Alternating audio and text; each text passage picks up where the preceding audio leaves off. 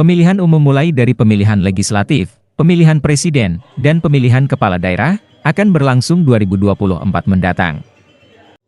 Dalam pelaksananya, anggota Dewan Perwakilan Rakyat Daerah Provinsi Banten meminta pihak terkait persempit celah kecurangan.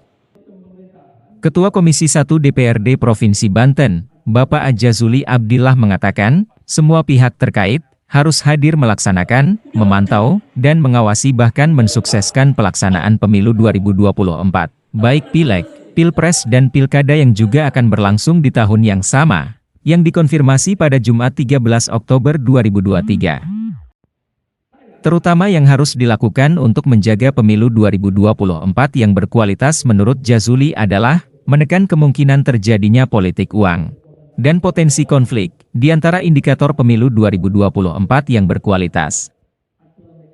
Di antara lembaga yang strategis untuk melakukan itu menurut Jazuli, yakni Komisi Penyiaran Indonesia Daerah atau KPID Provinsi Banten, yang menurutnya, KPID mempunyai peran penting untuk mendorong lembaga penyiaran, melakukan edukasi, dan tidak menyiarkan konten-konten yang mengarah pada konflik. Kata dia, lembaga-lembaga penyiaran seperti ini menjadi lembaga strategis yang berperan aktif menggelar dan mensukseskan pemilu berkualitas, terutama yang menyangkut media yang menjadi saluran publik pemilih. Politisi Partai Demokrat tersebut menilai, saat ini pemilu 2024 dihadapkan dengan masih minimnya pengawalan dan kontrol dari masyarakat sipil terhadap penyelenggara pemilu. Sehingga persoalannya adalah kurangnya pengawalan, pendampingan, atau kontrol dari kekuatan masyarakat sipil untuk mengawal penyelenggaraan pemilu, terutama edukasi yang sehat, untuk menghindari pemilih dari politik uang.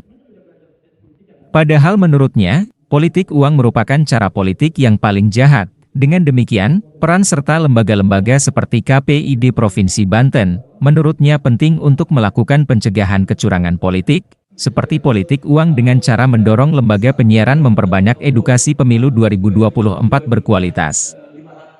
Di akhir pembicaraannya, Jazuli mengapresiasi atas upaya KPID Provinsi Banten yang sudah memulai gerakan dengan melibatkan sejumlah mahasiswa dari berbagai perguruan tinggi. Mahasiswa yang dimaksud untuk melakukan pengawasan terhadap konten penyiaran.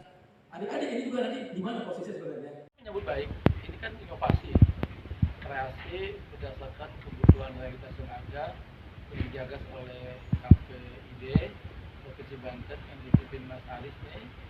Semuanya luar biasa, apresiasi lah. Artinya pertama konsolidasi, kemarin ada banyak industri penyiaran. Kedua, ternyata tidak hanya di situ melibatkan pihak eksternal yaitu perguruan tinggi. Perguruan tinggi yang ada itu diikat dalam bentuk MOU ya, MOU, dan ternyata hari ini juga tidak selesai di level pimpinan, ada mahasiswanya yang terpilih untuk menjadi agen untuk mendampingi misi dan fungsi penyiaran, lembaga penyiaran yang ada di kita. Sementara itu, Ketua KPID Banten, Bapak Haris Hawitarja mengatakan, pihaknya sudah melakukan kerjasama bersama sejumlah perguruan tinggi di Provinsi Banten.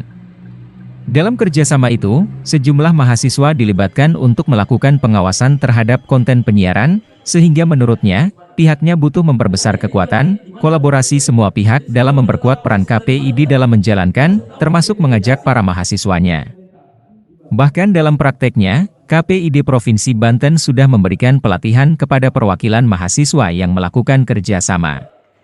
Pelatihan diberikan secara khusus untuk melakukan pengawasan konten penyiaran jelang pemilu 2024, sehingga setelah mereka dilatih, mereka akan punya kemampuan untuk melakukan pengawasan penyiaran, dan langsung praktek melakukan pengawasan.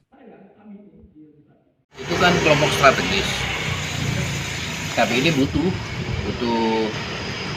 memperbesar kapasitas, kekuatan, network, kolaborasi dengan semua pihak.